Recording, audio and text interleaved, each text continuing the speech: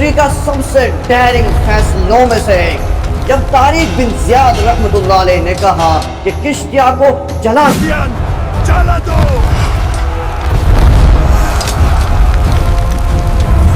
اور اس کے بعد جو ہوا وہ دنیا کبھی نہیں بھولی۔ یہ واقعہ ہے 711 AD کا، جب طارق بن زیاد رحمۃ اللہ علیہ اسپین کی طرف اپنی فوج لے کر بڑھ رہے تھے۔ ایک طرف سمندر ہے اور دوسری طرف دشمن، لیکن اس دفعہ جنگ تلوار کی نہیں تھی، یہ جنگ تھی ہمت کی، فیصلے کی اور اپنے جستجو کی۔ اس وقت اسپین میں مضبوط حکومت تھی، ان کی فوج طاقت سب زیادہ تھی۔ دوسری طرف طارق بن زیاد رحمۃ اللہ علیہ کے پاس کچھ لمیٹڈ لوگ اور ریسورسز تھے، لیکن ان کا سب سے بڑا ہتھیار تھا اللہ پر بھروسہ اور بے پناہ ہمت۔ جب وہ اپنی فوج کے ساتھ سمندر پار کر کے کنارے پر پہنچے تو اسپینیوں کے دل میں ایک الگ دبدبا ہو گیا تھا۔ انہیں لگتا تھا اگر ہم ہار گئے تو واپس کیسے جائیں گے۔ تب طارق بن زیاد رحمۃ اللہ علیہ نے وہ فیصلہ لیا جو ہسٹری میں آج تک لکھا گیا ہے، جس کو لوگ پڑھ کر حیران ہوتے۔ انہوں نے کہا کشتیاں چلا دو۔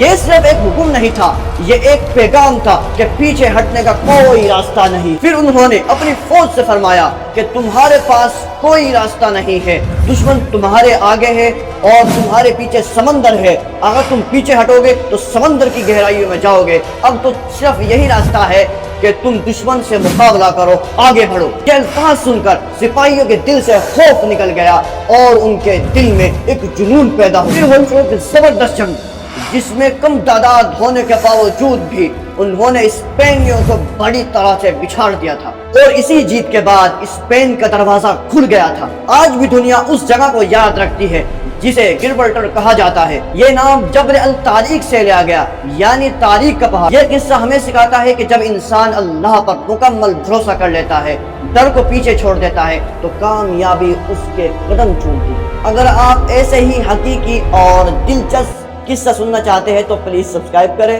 تو انشاءاللہ ملتا ہوں اپنے اگلی ویڈیو میں کسی بہادر شخصیت کے ساتھ، جب تک کے لیے اللہ۔